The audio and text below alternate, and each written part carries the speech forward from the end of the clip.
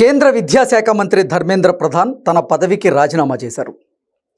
Neat ప్రశ్నపత్రం leak అవ్వడం, పరీక్షా నిర్వహణలో లోపాల వివాదం, విద్యార్థుల నిరసనల మధ్య ధర్మేంద్ర ప్రధాన్ రాజీనామా చేయడం ఇప్పుడు పెద్ద ఎత్తున చర్చనీయాంశంగా మారింది. ధర్మేంద్ర ప్రధాన్ రాజీనామా వెనుక దాగున్నటువంటి నిప్పు లాంటి నిజాలేంటి అనే దాని మీద పెద్ద ఎత్తున చర్చ జరుగుతోంది. ప్రధాని మోదీ ఈ రాజీనామా ద్వారా విజయం సాధించినట్లా లేదా వైఫల్యం చెందినట్లా అనే దాని మీద కూడా పెద్ద ఎత్తున చర్చ జరుగుతున్న క్రమంలో దీని మీద మనం పూర్తి స్థాయిలో విశ్లేషణ చేసుకుందాం. ప్రస్తుతం మనతో పాటున్నారు జనసేన పార్టీ రాష్ట్ర అధికార ప్రతినిధి కూసుంపూడి శ్రీనివాస్ గారు. వారితో మాట్లాడదాం. సార్ నమస్తే. సార్ నమస్తే. ధర్మేంద్ర ప్రధాన్ రాజీనామా వెనక దాగున్నటువంటి నిప్పు లాంటి నిజాలేంటి అంటే ఏం చెప్తారు సార్? ఒకటి కృష్ణ, గత నెల రోజులుగా దేశంలో పెద్ద చర్చనీయాంశంగా ఉన్నటువంటి అంశం ఈ కాక్రోచ్ పార్టీ ఉదంతం, ఉద్యమం, వాళ్ళు చేసే విధానం.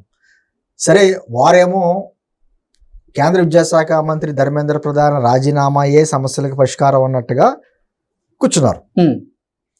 ప్రభుత్వం ఏమో ఆల్రెడీ ఆ సమస్యకి వెంటనే గుర్తించాం, సమస్య మీద పరిష్కారం చూపించాం, మళ్ళీ ఆల్రెడీ నీటి పరీక్షలు నిర్వహించాం, అన్ని అవసరమైన చోట చట్ట సవరణ చేసి అన్ని చేసాం, కఠినమైన చట్టాలు అని చెప్పేసి అని ప్రభుత్వం అంట.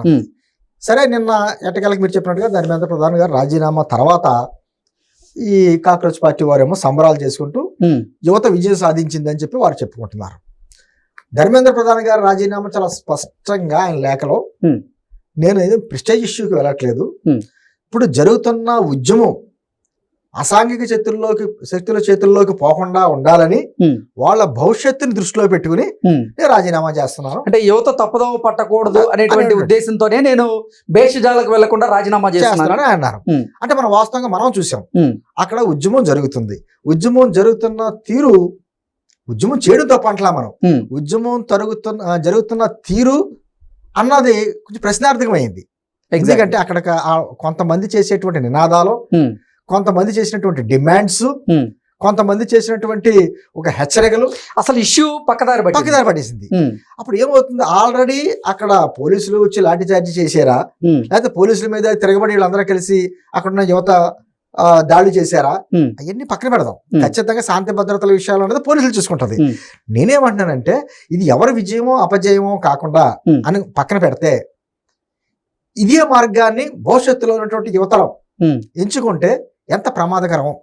అంటే కొంతమంది యువత విద్యార్థుల ముసుగులో ఎన్ని వికృత చేష్టలు చేశారనేది సమాజం అంత లోతులోకి వెళ్తే కృష్ణ, అక్కడ కొంతమంది చేసినటువంటి నినాదాలు, ఒక మతానికి సంబంధించినటువంటి నినాదాలు, ఈ దేశ మెజారిటీ ప్రజలు ఆచరించేటువంటి ఒక మతాన్ని లేదా ఆ దేవుళ్ళని కించపరిచిన విధానాలు, భారత మాత అయితే పిత ఎవరు అనేటటువంటి కొన్ని ప్రశ్నలు, జై శ్రీరామ్ నినాదం చేయకూడదు అని ప్రకాష్ రాజ్ లాంటి వాడు చేసినటువంటి వ్యాఖ్యలు, భారతదేశంలో కాశ్మీర్ భాగం కాదు అని చెప్పినటువంటి అరుంధతి రాయ్ లాంటి మనుషులు, తర్వాత పాకిస్తానీ కవి చేసినటువంటి కొన్ని పంక్తుల్ని తీసుకొచ్చి కొంతమంది మాట్లాడిన విధానాలు, ఇవన్నీ అంటే ఖచ్చితంగా అక్కడ ఉద్యమంలో అసలు లక్ష్యం దారి తప్పి పక్క వెళ్ళింది, ఖచ్చితంగా పక్కదోవ పట్టింది. అది ఏమవుతుందంటే, నేను అంటుంది, దేశ అంతర్గత భద్రతకి ముప్పు వాటిల్లే పరిస్థితులకు వెళ్ళిపోయింది, ఖచ్చితంగా వెళ్ళిపోయింది. ఎందుకంటే జంజీ యువత కొంతమంది ఆల్రెడీ వ్యవస్థలో లోపం కనుక్కున్నారు, మళ్ళీ ఎన్నికలు నిర్వహించారు, మళ్ళీ మా దగ్గర ఫీజులు ఏం తీసుకోకుండా మళ్ళీ సెలెక్ట్ అయ్యాం, సెలెక్ట్ అయిన వాళ్ళు ఏమో కౌన్సిలింగ్ అటెండ్ అవుతున్నారు, సెలెక్ట్ కాని వాళ్ళు ఏమో మళ్ళీ కోచింగ్ తీసుకుంటానికి బయలుదేరారు. అక్కడ ఎవరో కూడా కోచింగ్ లో ఫెయిల్ అయినటువంటి విద్యార్థులు ఎవరో కూడా ఒక్కడ ప్రసంగించరా. మీరు జాగ్రత్తగా గమనించండి, అక్కడ నాయకత్వం వహించింది అమెరికా నుంచి వచ్చినటువంటి ఒక వ్యక్తి, లండన్ నుంచి వచ్చేటువంటి ఒక వ్యక్తి, కొంతమంది నాయకత్వం వహించారు. నిజమైనటువంటి ఆ నీటి పరీక్ష వల్ల అన్యాయం గురైన వాళ్ళు ఎవరో మాట్లాడాల. ఎగ్జాక్ట్లీ, అదొకటి. నేనేమంటున్నానంటే కృష్ణ, ఇది వ్యక్తులు మారినంత మాత్రాన వ్యవస్థలో మార్పు రాదు. వ్యవస్థల రక్షణే మన దేశానికి శ్రీరామ రక్ష.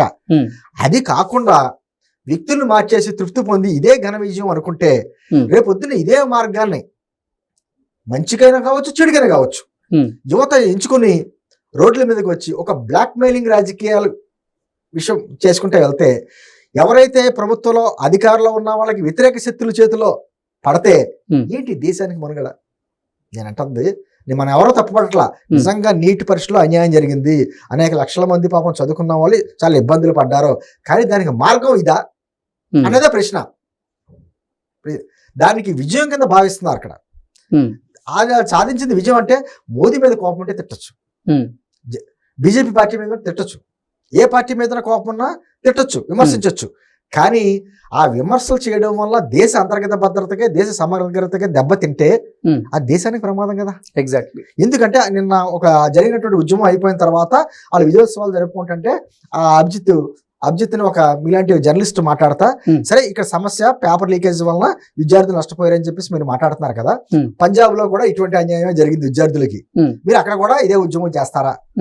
కేరళలో అదే అటువంటి జరిగింది, అక్కడికి వెళ్ళి ఉద్యమం చేస్తారా? లేకపోతే తెలంగాణలో కూడా అటువంటిదే జరిగింది, అక్కడికి వెళ్ళి చేస్తారా అని ప్రశ్నించారు. దానికి అతను దాటవేసాడు, సమాధానం చెప్పలా, ఇబ్బంది పడ్డాడు. ఎందుకంటే మీరు చెప్పినటువంటి పంజాబ్ లో కావచ్చు, కేరళలో కావచ్చు, తెలంగాణలో కావచ్చు బీజేపీ వ్యతిరేక పార్టీలు ఉన్నాయి. అంటే దానికి అర్థం ఏంటంటే కేవలం కృష్ణానికి ఉదాహరణ చెప్తున్నా, మన దేశంలో అత్యంత స్వాతంత్రం వచ్చిన తర్వాత అత్యంత పెద్ద గొడవలు అయినా జరిగినట్టు ఎమర్జెన్సీ టైంలో జరిగింది. ఎమర్జెన్సీ తర్వాత అత్యంత నిజాయితీ పరులైనటువంటి జయప్రకాష్ నారాయణ లాంటి వారు, లోక్నాయక్ జయప్రకాష్ నారాయణ ఆధ్వర్యంలో జనతా పార్టీ అధికారంలోకి వచ్చింది. అధికారంలోకి వచ్చినా కూడా ఎక్కువ శాతం 2 సంవత్సరాలు ఎక్కువ నిలబడలేకపోయింది. ఎందుకు ఓడిపోయింది?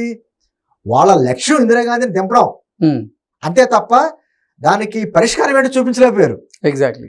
అందుకని ఒక వ్యక్తిని దింపాలి అనే లక్ష్యంతో పనిచేసేటువంటి ఉద్యమాలు ఏదైనా సరే ఆ తాత్కాలికంగా వెళ్ళిపోతాడు. నిజంగా చెప్పాలంటే చాలా మందికి ఇబ్బంది కలవచ్చు, కానీ ధర్మేంద్ర ప్రధాన్ని అభినందించాలి. దేశం పట్ల ప్రేమ ఉంది, విద్యార్థుల భవిష్యత్తు పట్ల గౌరవం ఉంది, కాబట్టి అతను చాలా కూల్గా అతను రాజీనామా చేసి ఎందుకు రాజీనామా చేస్తానో చాలా స్పష్టంగా చెప్పేసి వెళ్ళిపోయాడు. ఇక్కడ ఎవరో కూడా ఇగోలుకి పోలా. ఎగ్జాక్ట్లీ. ఇగోలుకి పోయి నిజంగా అణిచివేయాలని కేంద్ర ప్రభుత్వం అనుకుంటే మీరు అనుకుంటున్నట్టు అన్ని రోజులు జరగదండి. అక్కడ మిలిటరీని దింపేసి అక్కడ దింపేసి దెబ్బకి 2 గంటల్లో తెలిచేస్తారు. ఎగ్జాక్ట్లీ. కానీ అలా చేస్తే ఏమవుద్ది? అణిచివేసినట్టు అవుద్ది. నిజంగా యువతలో అభద్రతా భావం కొంత ఉంది, అసహనం కొంత ఉంది, కానీ ఆ అసహనాన్ని అభద్రతా భావాన్ని ఉపయోగించుకునే విధానంలో తేడా వచ్చింది అనుకోండి, దేశ భద్రతకు ముప్పు. నేను అంటుంది దేశం గురించి కూడా ఆలోచించకుండా కేవలం ఏదో మోదీ గారు తల వంచాడు, లేకపోతే కేంద్ర ప్రభుత్వం మెళ్ళ వంచాం, ఇవన్నీ తాత్కాలికంగా పైపోతాం మాటలు. యువత సత్తా ఏంటో కేంద్ర ప్రభుత్వానికి చూపించాం. ఇవన్నీ కూడా ఏంటంటే తాత్కాలిక ఆనందాలు, భవిష్యత్తులో వచ్చేటువంటి ఉపద్రవాన్ని గమనించట్లా. రేపు పొద్దున్న ఏదో ఏ పార్టీ అయినా అధికారం రావచ్చు, ఏ పార్టీ శాశ్వతం కాదు. ఏ పార్టీ అధికారంలోకి వస్తే ఆ పార్టీకి వ్యతిరేకంగా ఉన్న వాళ్ళు ఇటువంటి యువతను రెచ్చగొట్టి ఇదే మార్గాన్ని ఎంచుకుంటే ఎంత ఈ పార్టీల అంటే ఈ పార్టీలన్నీ ఒక ఎత్తు అయితే అసలు దేశ భద్రత మరో ఎత్తు కదండి.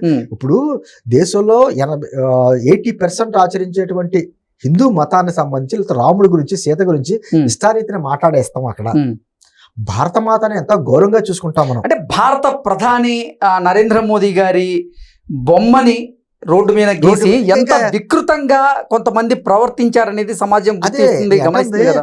వాటిలంటే అసహనం ఏ రూపంలో వస్తుంది అనేది మనం ప్రశ్న. అక్కడ దేశ ప్రధాని అవమానపరిస్తే, అది ఈ దేశ మెజారిటీ ప్రజల పూజించేటువంటి దేవుళ్ళని దేవతల్ని అవమానపరిస్తే అదే గొప్ప అనుకుంటున్నారు. మీకు ఏమవుతుందంటే అక్కడికి ఆ నెల రోజులు జరిగినటువంటి ఆ ఉద్యమంలో ప్రసంగించినటువంటి వ్యక్తులందరూ కూడా ఈ దేశ భావజాలానికి కూడా వ్యతిరేకులు అందరూ కూడా. ఎగ్జాక్ట్లీ. అటువంటి వ్యక్తులందరినీ పిలిచారు. పైగా చాలా సున్నితంగా అన్నీ తెలీదా, ఏమని మాట్లాడతాడైనా కాంగ్రెస్ జనతా పార్టీ అధ్యక్షుడు అభిజిత్, మా ఉద్యమంలోకి అసాంఘిక శక్తులు చేరిపోయి అనేటువంటి మాట ఆ తర్వాత మాట్లాడుతున్నాడు. అంటే ఈరోజు సోషల్ మీడియా యుగం, ఎప్పుడు ఏం జరుగుతుంది, ఎక్కడ జరుగుతుంది వీడియోల రూపంతో సహా వస్తుంది. ఢిల్లీ కమిషనర్ గారు ఒక ప్రకటన కూడా చేశాడు.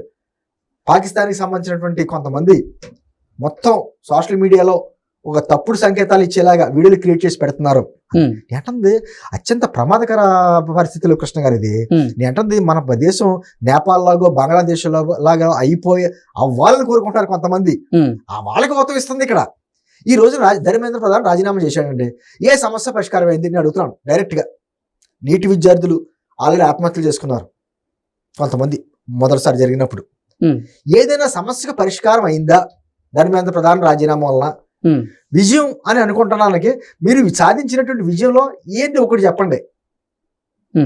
వ్యక్తులను టార్గెట్ చేశారు, వ్యవస్థలో లోపాలు టార్గెట్ చేయాల. అసలు సమస్య ఎక్కడ ఉంది?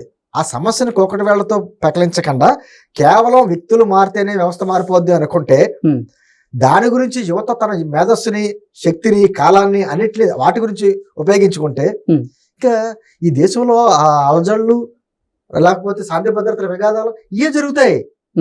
నేను అంటుంది కృష్ణ గారు, స్వాతంత్ర ఉద్యమం తర్వాత ఈ దేశంలో అత్యంత పెద్ద ఉద్యమాలు, చక్కటి ఉద్యమాలు చేశారు విద్యార్థులు, అద్భుత విజయాలు సాధించారు.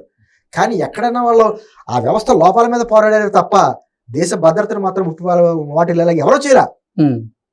ఇప్పుడు ఆ పరిస్థితి వస్తుంది. ఎందుకంటే ఇటువంటి విషయాలను కూడా విజయాలుగా భావిస్తున్నారు కొంతమంది యువత.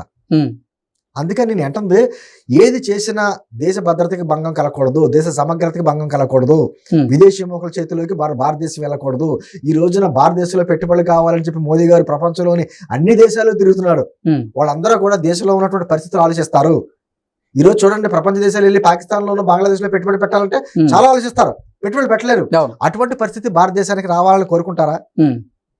ఏంటంది ఎక్కడ దీనికి కోడి ముందా గుడ్డి ముందా అంటే చాలా జాగ్రత్తగా ఆలోచించుకోవాలి.